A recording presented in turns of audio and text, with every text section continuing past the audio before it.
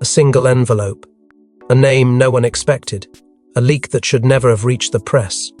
Late one night, a confidential medical report bearing the name Catherine, Princess of Wales, surfaced, its contents not just alarming, but potentially world-shifting. What began as whispers inside a hospital hallway erupted into a full-scale royal scramble within 24 hours. As headlines exploded, the palace went silent. But silence doesn't mean peace, it means war is brewing behind the gates. Before we go deeper into what this really means for the royal family, make sure to subscribe so you don't miss a single update. No one saw it coming. Not the press, not the palace, and certainly not the public. The report in question, marked urgent and bearing the terrifying label Confidential Clarion Protocol Override, was traced to a royal physician who is now reportedly under internal review. This was no clerical error, no routine medical filing misplacement. It was a calculated breach, and it detonated at the heart of Britain's most guarded institution. The report itself had been prepared weeks earlier, following a series of undisclosed examinations that Catherine had undergone in complete secrecy. The tests, originally believed to be part of a routine health check, were far more invasive, and their results, shrouded in coded medical terminology, would soon shake the monarchy at its foundation.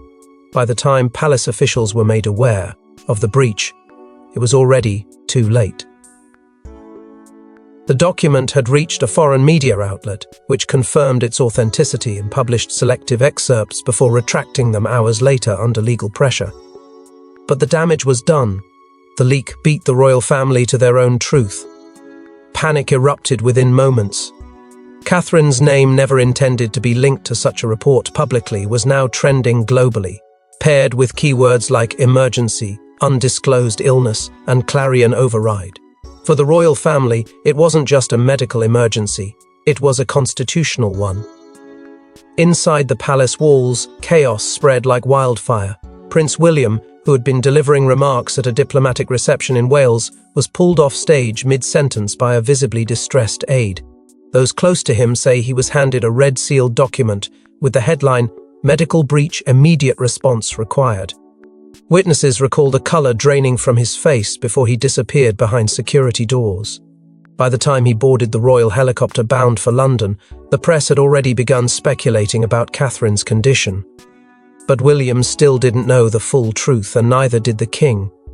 Within hours, King Charles convened an emergency briefing invoking the obscure but powerful Order of Appendix Windsor, an internal royal provision reserved for situations deemed nationally destabilizing.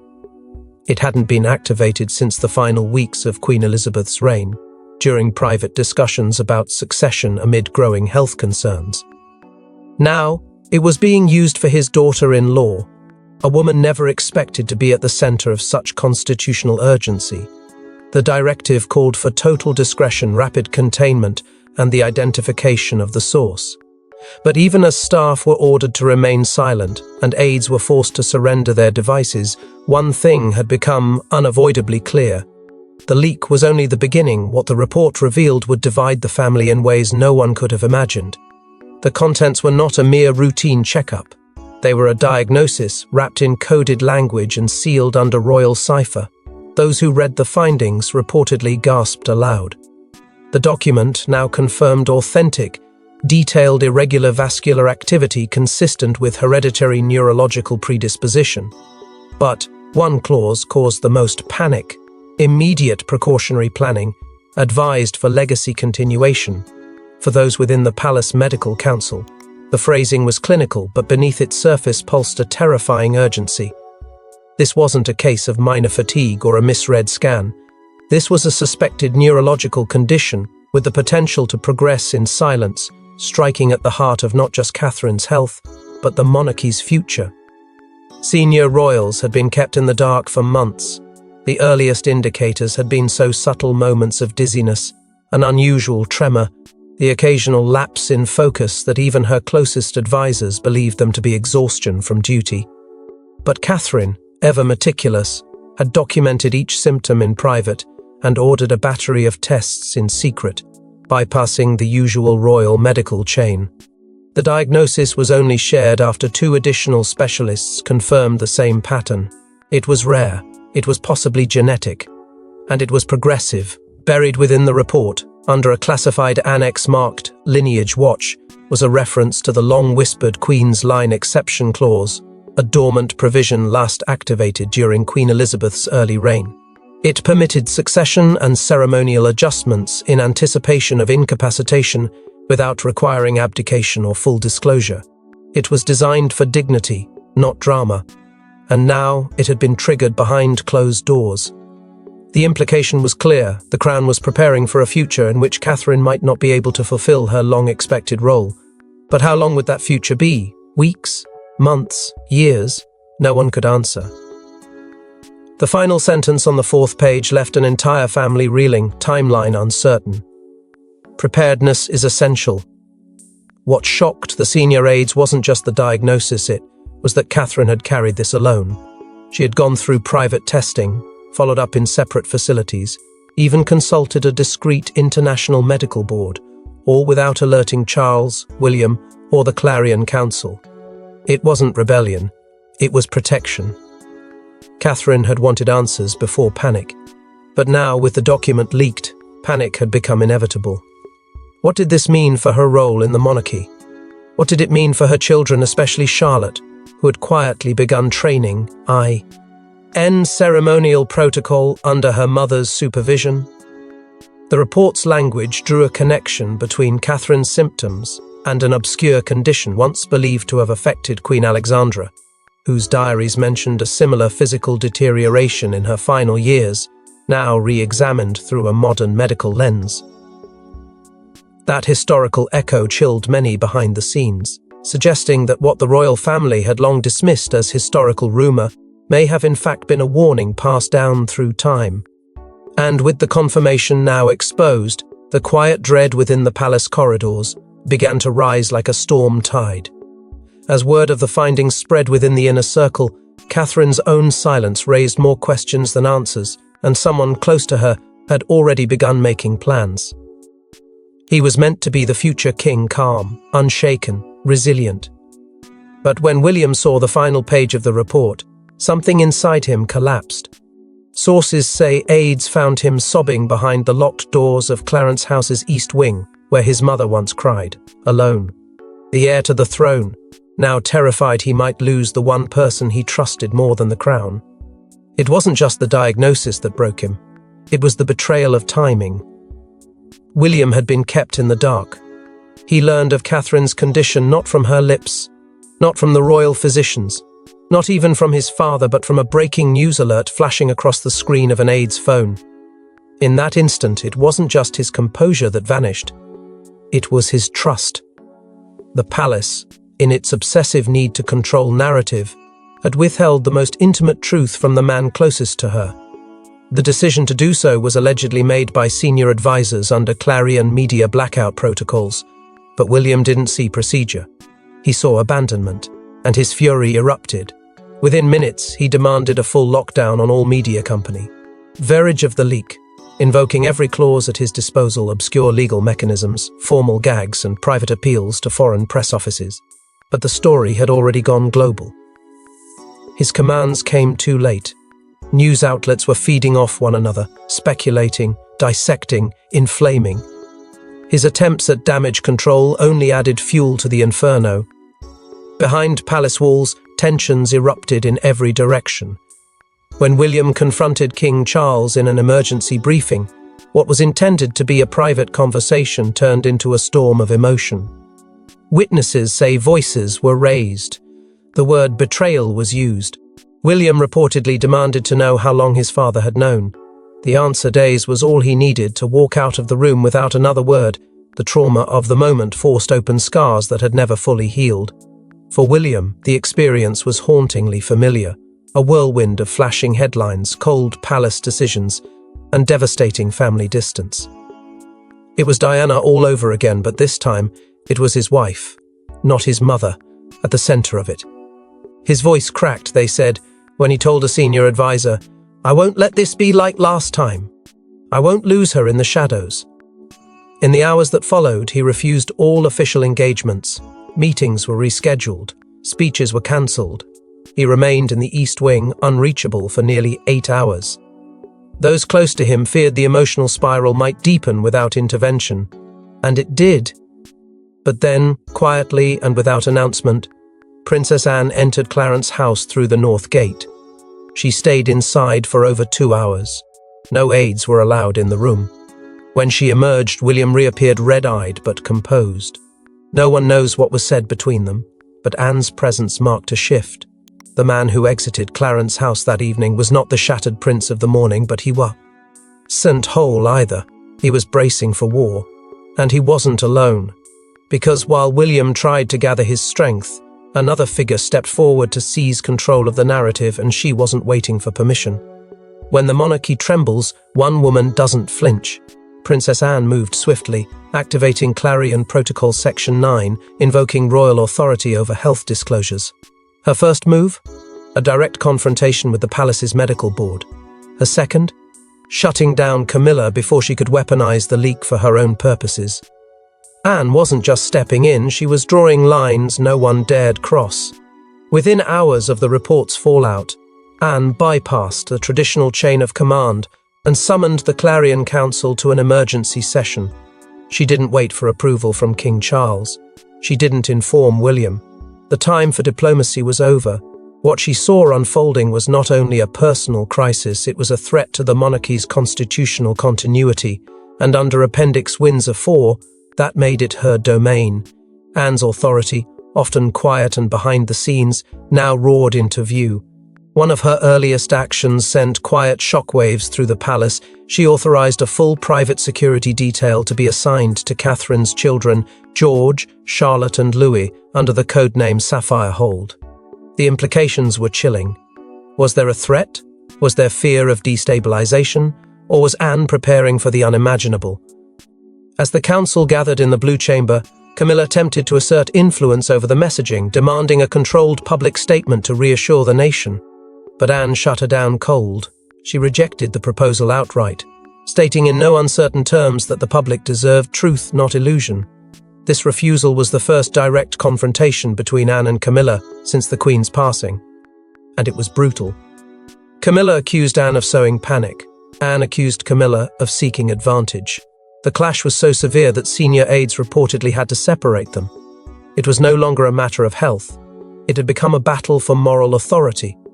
Anne wasn't finished. She reinstated a former royal physician, retired, but once trusted deeply by Queen Elizabeth herself, to re-enter Catherine's case and advise the council independently. This move enraged both Charles and the existing medical staff, but Anne's justification was firm. We must operate with clarity, not loyalty to fear. Her role as guardian of continuity, long symbolic, was now fully active.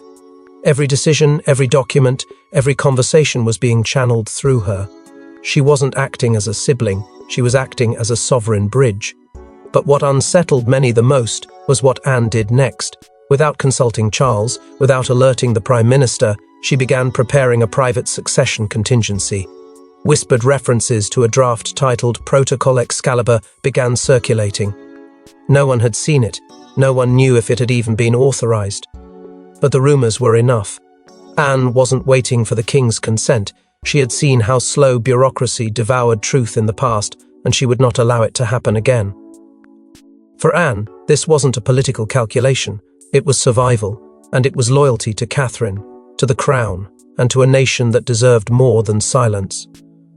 And just as Anne asserted control within the palace, far from the cameras, Catherine herself made a move that would change everything. No press conference, no social media, no scripted statement. Catherine instead summoned just 2 people to her private quarters, Prince George and Princess Charlotte. What she told them has never been officially disclosed, but what they said afterward to their governess sent shockwaves through the fam. "Illy, Mummy is preparing us. In case she can't lead anymore."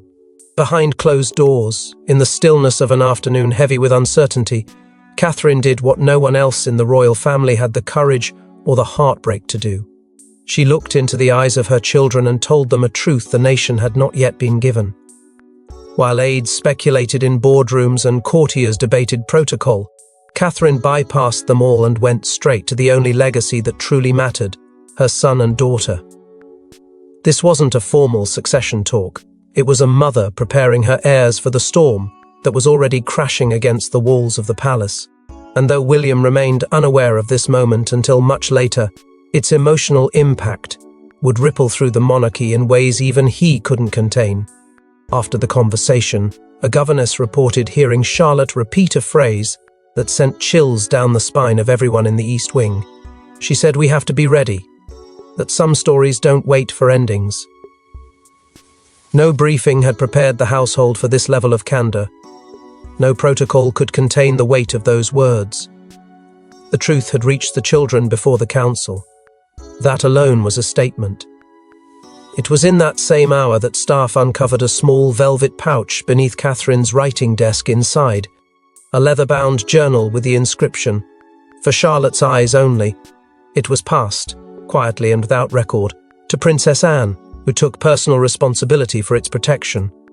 Those who saw the first few pages say they are not notes of despair, but instructions, warnings, hopes for what must come if the unthinkable happens. Catherine's foresight didn't stop at words.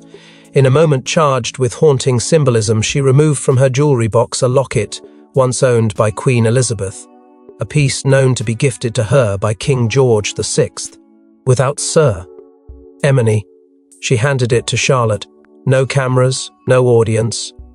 But to those who understood royal language, the gesture was thunderous. It wasn't just a keepsake, it was a passing of the torch. Later that evening, under Anne's supervision, a private recording was made. Catherine's voice, calm but resolute, outlining her wishes for her children, her legacy, and the dignity of the crown. That file now rests in the Blue Room vault, accessible only under the terms of the Obsidian Clause, should circumstances escalate. William's reaction to learning all of this was described as stunned silence. Not anger, not grief. Just a long pause, followed by a single sentence, "She's always been 10 steps ahead." In that moment, the dynamic between the future king and his wife shifted. Catherine was no longer merely the consort preparing for duty. She had become the architect of contingency, building the framework for a future that may not include her in the seat of power, but would forever bear her design. But while Catherine quietly prepared her legacy, the palace was about to be rocked by another bombshell from an unexpected corner of the family. Just as the royal family scrambled to contain the fallout, an anonymous leak from Camilla's unpublished memoir surfaced online. The chapter entitled "What She Never Understood About Power" was thinly veiled and unmistakably aimed at Catherine. The timing was no accident. As the family battled illness and uncertainty, Camilla lit a fire that would burn trust to ash. The leak, sent anonymously to an international news outlet in the early hours of the morning, was explosive in both content and implication. The chapter, though never formally released, was already under embargo by a foreign publishing house, a connection swiftly traced by palace investigators. But the damage had already been done. Camilla's words, dripping with condescension, included cruelly phrased reflections on those who mistake kindness for strength, and the naivete of believing diplomacy can replace legacy. For insiders familiar with the internal power dynamic, the targets were clear. She was speaking about Catherine, and she wasn't holding back. What might have once been interpreted as palace rivalry now crossed into scorched earth territory. William's reaction was immediate and visceral. Upon reading the leaked excerpt, he reportedly erupted in a fury not seen since the height of the Sussex controversies. Sources say he shattered a glass in frustration and demanded to know how Camilla could be allowed to operate without consequence, while his wife quietly endured public scrutiny and private pain. He confronted the king within hours, but Charles, ever the strategist, refused to publicly rebuke Camilla. He cited timing, he cited unity in crisis, but those around him knew the truth. He chose silence, and that silence was louder than any statement. Princess Anne, however, had no such hesitation. Speaking at a Commonwealth Environmental Forum just days later, she deliberately deviated from her prepared remarks and delivered a line that froze the room. "Loyalty isn't optional in a storm, it's a requirement." The media seized on the moment. Analysts confirmed it was a calculated rebuke. The implication couldn't be ignored. Anne had drawn a line in the sand and Camilla was standing on the wrong side of it. Public sentiment shifted swiftly and without mercy. Hashtags flooded social media. Queen in name, not in spirit, trended across Europe and North America. Editorials questioned Camilla's fitness to hold her ceremonial titles, with op-eds describing her actions as cruelly timed and catastrophically unwise. Even figures in Parliament privately expressed concern that the monarchy's image was now under internal assault.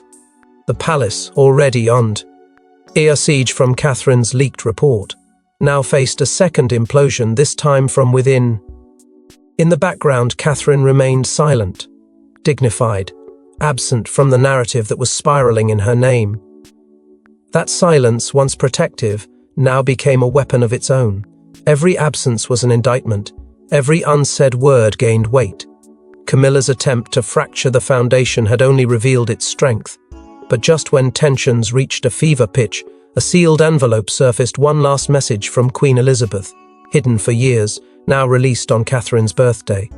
A velvet pouch, a royal seal untouched since 2022, and a handwritten note marked to be given to Catherine only upon grave change. Inside was Queen Elizabeth's final personal directive, unseen by anyone but her most trusted aide. Its contents? A stunning affirmation that left the family in stunned silence and placed the weight of the monarchy squarely on Catherine's shoulders. The envelope had been locked away for over 3 years, filed beneath the Mountbatten-Windsor Correspondence Index under a code reserved only for sovereign-level succession material. Its sudden appearance, delivered quietly to Anne's desk by the former keeper of the vault, sent an immediate tremor through the palace. Verification came quickly. The handwriting was authentic. The wax seal bore the Queen's personal crest. The paper was aged but pristine.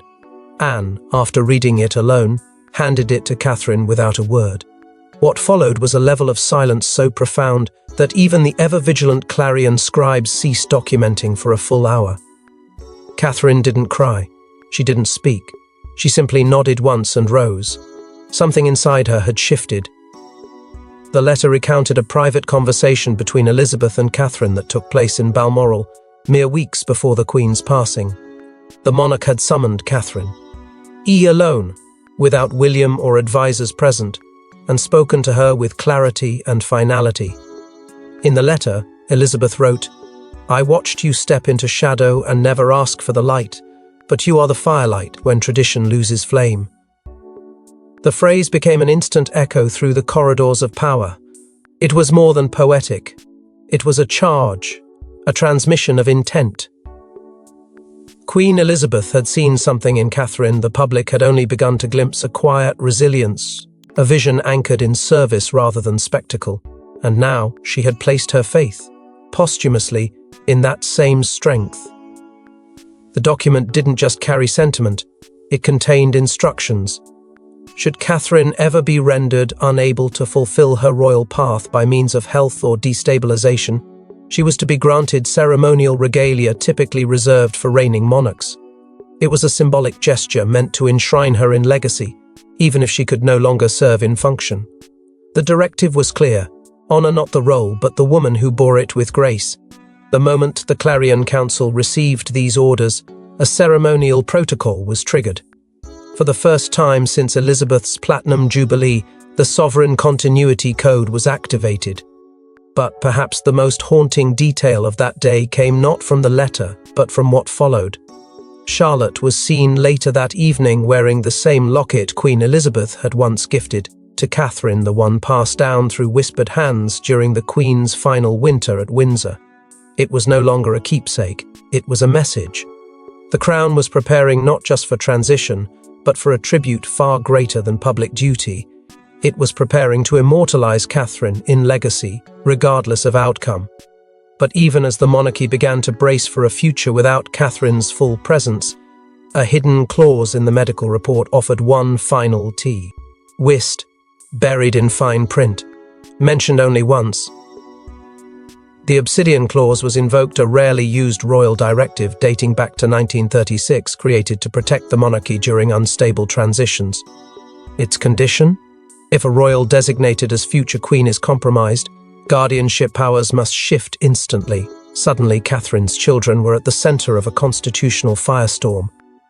The clause had not been activated since the crisis surrounding Edward VIII's abdication, a historical scar still whispered about in royal archives.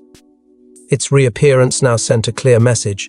This was no longer only about Catherine's health, it was about the immediate safeguarding of the line of succession.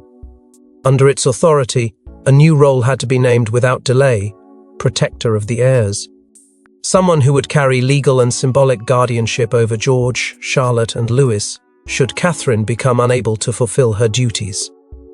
The debate inside the Clarion Council chambers was unlike anything seen in decades. No press, no recordings, no aides.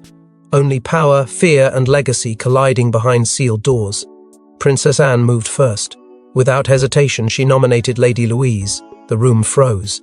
Camilla stiffened. Charles reportedly leaned back in stunned disbelief. Louise Young, disciplined, trained quietly in constitutional tradition, was an unexpected choice. But Anne's reasoning was ruthless in its clarity. Louise was outside the direct power rivalries, untouched by factional ambition, and bound to duty without hunger for the throne. To Anne, that made her the safest option in a storm poisoned by ego. Camilla objected immediately, calling it a symbolic exile of her influence. Charles hesitated, torn between protocol and family loyalty, and William, fiercely protective of his children, rejected the idea outright. He would not allow guardianship to pass outside his direct line while he still stood. The council fractured into silence and voices. History was dragged into the chamber like a warning from the dead. Advisors revived the precedent of Edward VIII, reminding them that hesitation during instability had almost destroyed the monarchy once before. The Obsidian Clause existed precisely to prevent personal emotion from delaying necessary protection. The words "national security of the crown" echoed like a verdict. And for the first time since the leak began, William found himself on the defensive, not as a father, but as a future king at odds with the survival mechanisms of his own system. Then came the most shocking moment of all. Without announcement, without ceremony, Catherine's private endorsement was revealed. In a sealed communication delivered THR, Anne's authority, she endorsed the proposal quietly. No justifications, no appeals to emotion, only one sentence: stability must come before comfort. The room fell silent. William did not speak. Charles lowered his eyes. Camilla's protest froze in her throat. Catherine had spoken, and by choosing Anne's path over William's instinct, she had reshaped the battlefield completely. The Obsidian Clause was now unstoppable. The monarchy was no longer preparing for a possibility. It was moving as though the future had already begun to rearrange itself. And just as the council prepares to decide the future guardianship of the heirs, one more voice enters the room, the one everyone thought would remain silent forever. In a moment of both dignity and devastation, King Charles removed his signet ring and placed it on the council table, declaring he would recuse himself from any decisions involving Catherine's fate. Minutes later, a sealed directive from Catherine was opened. Inside, in her own hand, she named not a replacement queen, but a keeper of the flame. And the name was not William.